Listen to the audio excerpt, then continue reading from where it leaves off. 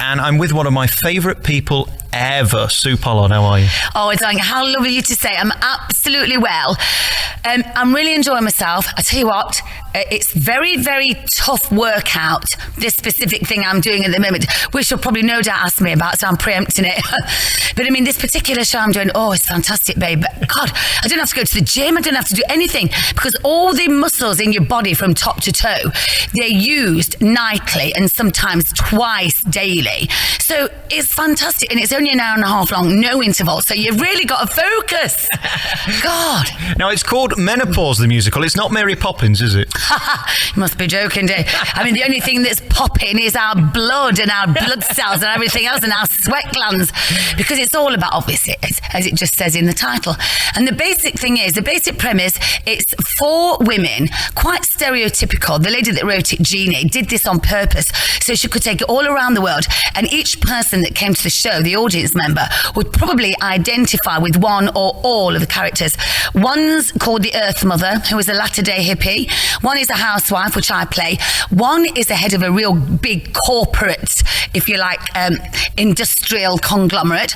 And one is a soap star who, unfortunately, is really starting to sort of feel the first flush, if you like, not the first flush of youth, the first flush of what she's entering. And the thing is, to make it matters worse for her, they put her character into a coma. So she's likely to be killed off just so there's somebody new can take a place.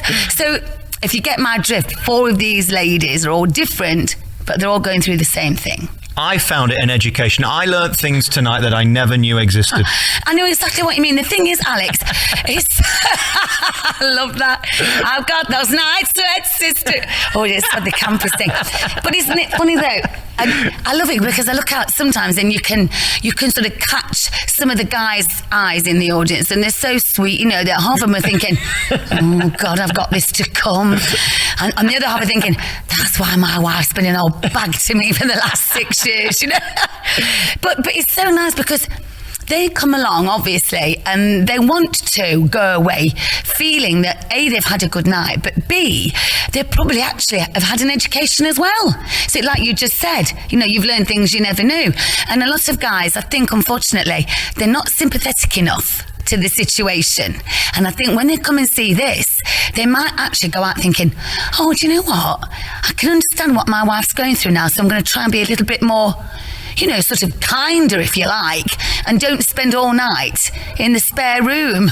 This menopause thing, does it start like late 30s and end in the 70s? What is the period that it actually happens? It goes through 3 stages, actually. It's a pre-menopause, where you start feeling a little bit dodgy, but you don't know why.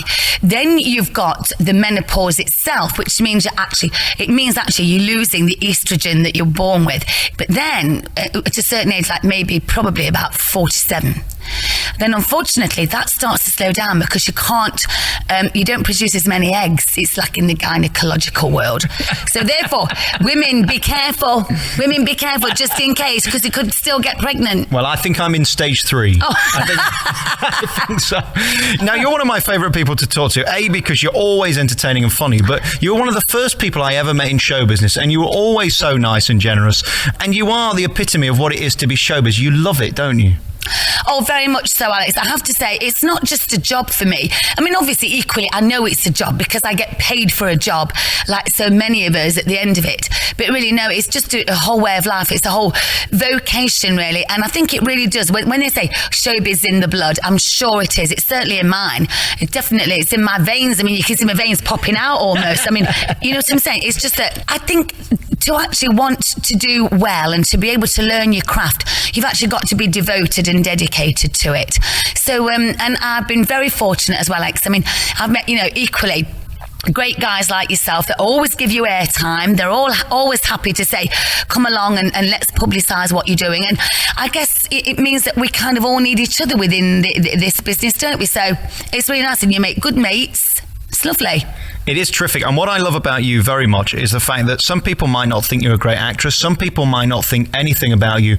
But what they would notice on this is what a great singer you are. And I think people forget that about you, because really we always think Peggy in acting, and we don't necessarily think Sue the singer. But that really stood out today as something that you're fabulous at. Congratulations on that. Oh, thank you, Alex. The thing is, I've always started really as a musical performer, probably from going way back to school in the infants, you know, when they put you in the school choir. And from then on, I was really encouraged, you know, by a lot of musical people. And they were very, very encouraging and said, well, why don't you take a singing teacher, etc. So, but then, of course, I got my big break, if you like, for want of a better expression, in a sitcom.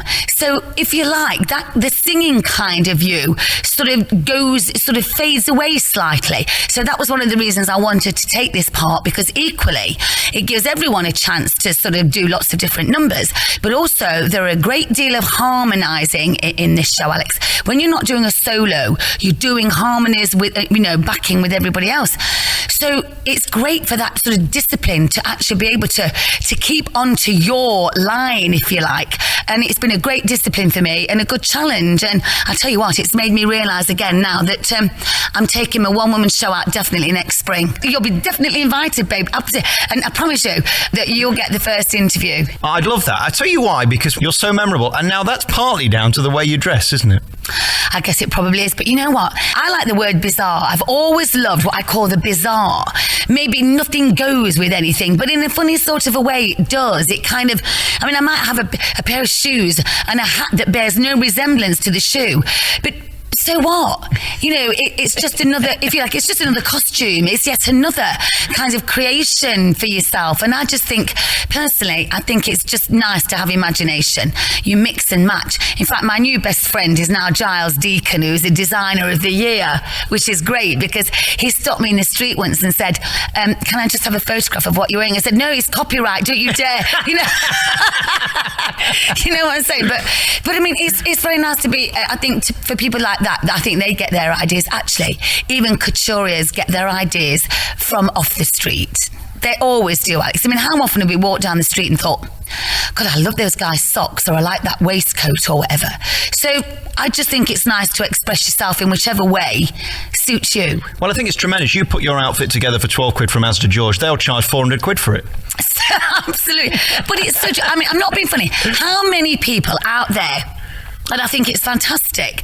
And good old George, actually, himself. I mean, they have fabulous suits now for something like maybe like £25, £30. And why should you always have to pay 300? It doesn't. And if you tear it, or some unfortunate person, you know, puts a cigarette through it, your trousers, it's not the end of the world. But of course, that's going soon, isn't it? Oh, yeah. It's no good for the voice. It's just no good for work. I can't imagine you're the kind of performer, though, that spends all day doing scales and drinking Avion. Absolutely not. No, totally. I do my scales, certainly, probably about an hour before the show, because that is when you have to get ready for, you know, work time, as I call it. And I certainly would, obviously when I'm working, I have nothing to drink whatsoever apart from tea. And then afterwards, I play hard, you work hard, and then you think, oh, I think I'll have a Chardonnay. Maybe I'll just have 2 or 3. And then it's, you know, and then fine. And then you think to yourself, great, I've completed the day today, and then I can go to bed, and then, you know, you do the usual, and then you wake up and do the same thing again, don't you, like everybody else, I guess. Presumably there's no greater thrill than standing centre stage with that pin focus light on you, singing one of those big numbers and having an audience just looking at you in awe. That's really nice, isn't it? I think it's actually the greatest thing that you could really hope for, simply because you've worked for that. Obviously, like anybody in any profession, they have to work, and they don't necessarily get the accolade that we get. I mean, a lot of people are not going to go to Sainsbury's and say to the man at Warburton's, oh, you know that loaf I had, mate, it were fantastic, Bill. They're not going to do that, are they? So I'm fortunate to be in a profession where you can rehearse and rehearse and rehearse, but hopefully what you have rehearsed comes across to the footlights, to the paying public, and they think, oh, I've been royally entertained and I've got value for money. And to me, that's what it's really all about. I think I've known you more than 10 years now, and in that time you never change. You always give your audience time, and you'll always speak to people. Not many people do that. I presume that's why you're still here today, because you actually love your audience and they love you. Well, I would like to think that that's certainly in the equation. I think if you give a persona, certainly on TV or theatre or whatever you're doing, people are disappointed if they don't get that in real life. Actually, I've seen so many people have said, oh, it's so nice that you're able to talk to us and that, because I'm not mentioning any names, but they might say, well, I saw so-and-so, and dear, and that was a bit disappointing. They didn't really want to know. So I think if you put yourself out there and up there, whatever you're doing, it's only right and proper to be able to speak to the people that are paying your wages. There's nothing more heartbreaking, though, than meeting your hero and them being nasty or mean and not wanting to talk to you. And that does happen, doesn't it? I'm afraid, sad to say, that it really does. Still, I mean, a friend of mine, it was really disappointing, actually. He'd been a fan of this particular lady, shall we say, let's put it this way, for about 40 years. And he went to see her at the National Theatre. And he waited patiently, and it was such a shame. She took ages, I guess, taking the makeup off and putting all the glam on. There's nothing wrong with that. How fabulous. Obviously, by the very nature of what I'm saying, she's probably an older, fabulous star of stage, screen and, radio. He said, excuse me, can I have your autograph, please? Oh, no, darling, I'm far too busy. My car's here. And that was it. And you know what he said to me? He said, that's it.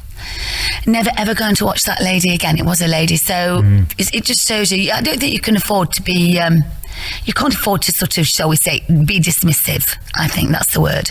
Well, congratulations on this show. Menopause the musical is on here. It's doing big business and people are loving it. I haven't been surrounded by so many middle-aged women since I worked at BBC Local Radio. So that...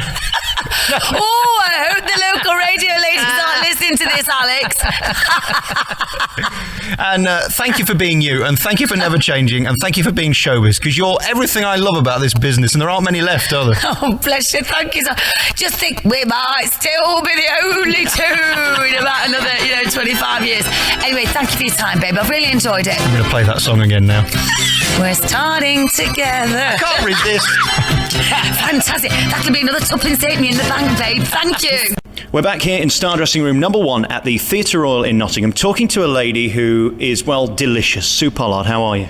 I'm absolutely brilliant, darling. It's lovely to see you again for a start, and it's nice to be able to be talking to all your lovely listeners. And, of course, we've been on the road now. I think it must be about the end of January. And people say, what are you in at the moment? And I'm proud and happy to say I'm in this fantastic musical called Shout. And it's all about a celebration of 60s female songs. Like your Dusty Springfield, I Only Want to Be With You, Pet Clark, Subway. And also, it's actually celebrating a decade between 1960 and 1970. And it takes place in a hairdressing salon, right, in Peckham, in London. And I play the part of this lady called Aunt Yvonne, right? And Claire, lovely Claire Sweeney, she plays my niece, Ruby. She's decided to come down to London to try her luck.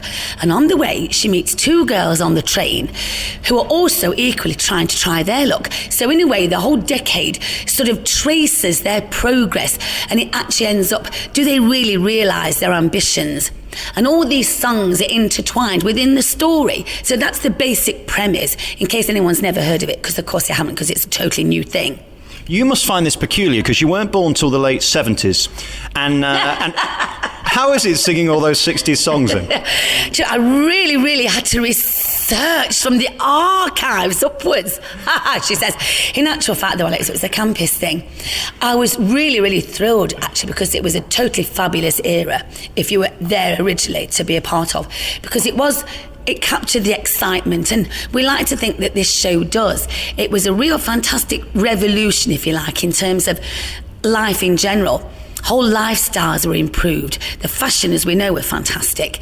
Anyway, I sort of appeared to be in a consultancy role, i.e. dialogue. And I said, darling, you can't say things like wicked and cool. I said, it's got to be, dig it and groovy and fab. And because I remember every single, aspect of the 60s. So in a way, and of course I had no trouble learning the songs, darling, because they came straight into my head. What is amazing about you is those people who come in for the first time and don't realise how good you are at singing. I always say this on the show, it's a real skill of yours, and I think people are always pleasantly surprised, and they come out going, God, she's great. Oh, bless you. I think a lot of people are still surprised that you have got any kind of voice at all, simply because if you become known for, say, like appearances in sitcoms, where in actual fact it's probably mostly dialogue and you don't really have to do any singing at all, then I suppose it's understandable that people are still surprised when you can belt something out. But you see, the greatest thing was, I got my break in a sitcom, and Elaine Page got her break in Evita. But it was fantastic because we used to see each other at the same auditions. Now, we were both physically poles apart, you can imagine. But I think your agent sent you for everything, just to see, if you can get in any work, and hence his commission. So it's still nice to be able to think that some people are still coming to see you and think, oh, I didn't realise she sang this and she sang that. But you see, Claire's had the similar sort of thing. A lot of people know her from Brookside, so they don't necessarily understand or know quite that she's been singing since she was about 6 as well. So it's nice that you can still pleasantly surprise people. Let's talk about you, the fashion icon. I'm a fashion moron. You're a fashion icon. Let's describe what this is today. We've got things on your necklace. What's that then? These are wonderful plastic kind of little... This is a whistle. Right, that's made of plastic, so that's fantastic. There's also a tennis ball in a book with a pen on it. These are all 30 years old. You don't expect a whistling necklace, do you? And you don't expect a dog collar either, do you really? Actually, that's very true. I thought to myself, hey, this is fantastic. There was a fabulous shop in Manchester because we'd been everywhere with this tour. And I went to this fantastic place, and it's sort of like a S&M shop. I thought, I've got to have a bit of that, Anyway. Marks and Spencer. Yeah, I was going to say, it's yeah. the reverse, isn't it? Anyway, it's a campus thing, so I thought, I've got to have this. So I've got a matching wrist dog collar, loads and loads of...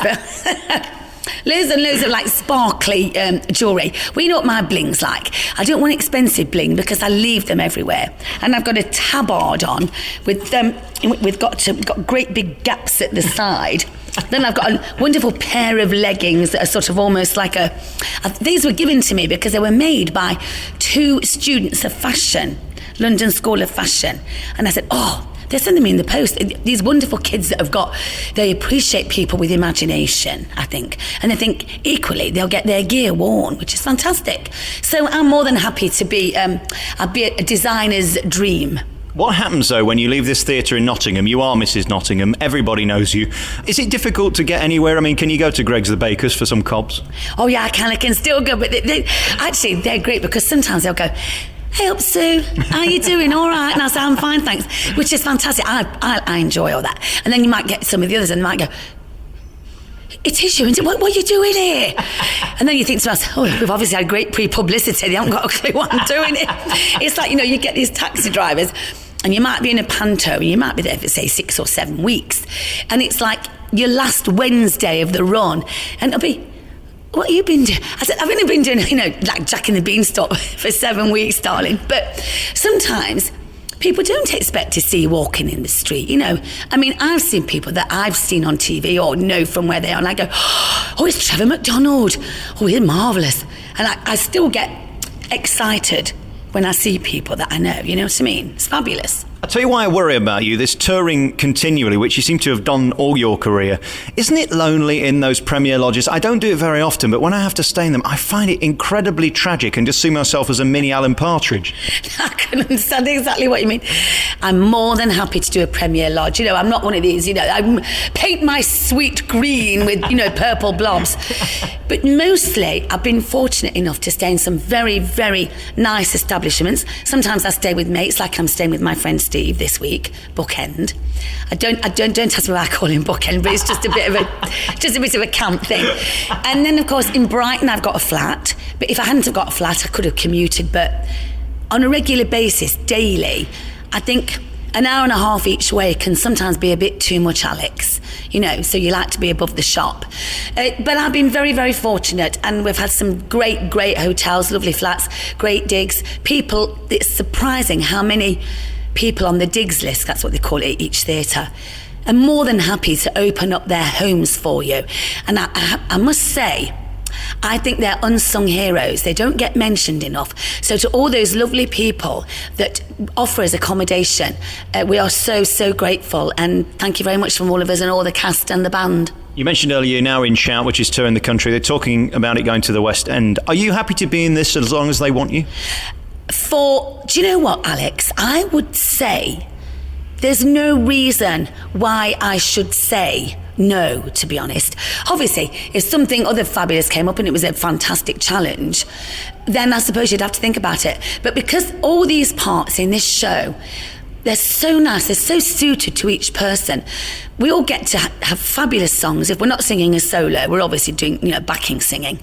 And it's all live, by the way. It's a shame I've got to say that, Alex, because so many people think you mime. So we don't mime one single note, and the band are absolutely live as well. So you're seeing absolute spot-on stuff. And I'm more than happy to do this because I think it's a great, great show.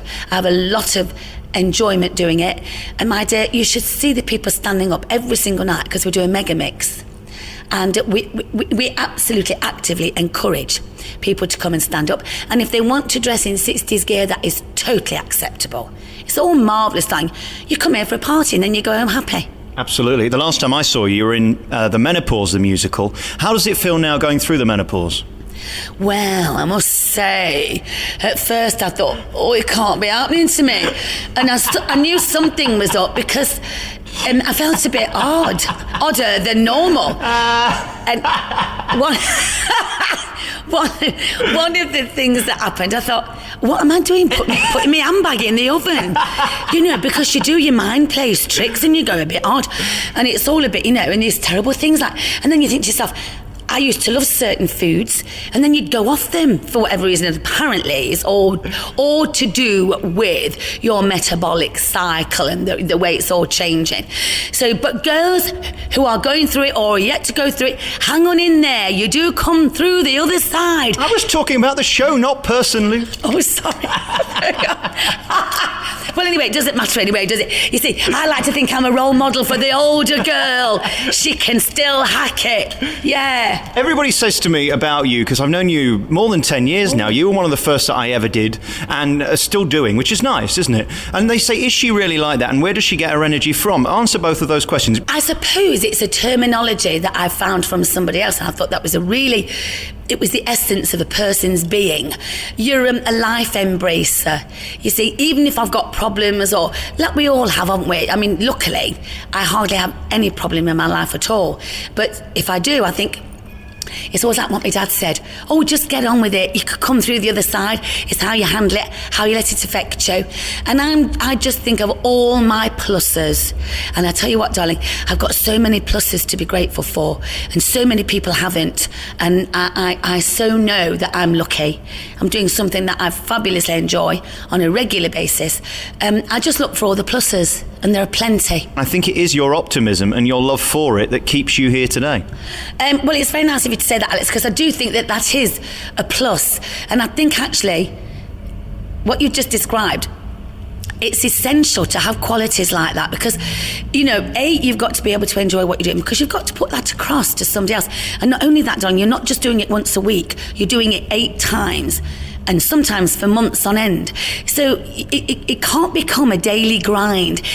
Exactly what you said. If you choose wisely and you choose exactly, if you can, if you're in a position to choose, and indeed are able to get offered a choice, that is your first bonus. Then if you choose something that you think is obviously popular and is going to appeal to the public, and then it's up to you to give your very, very best every time. It's not just about enjoyment, it's about extreme discipline, really, and stamina.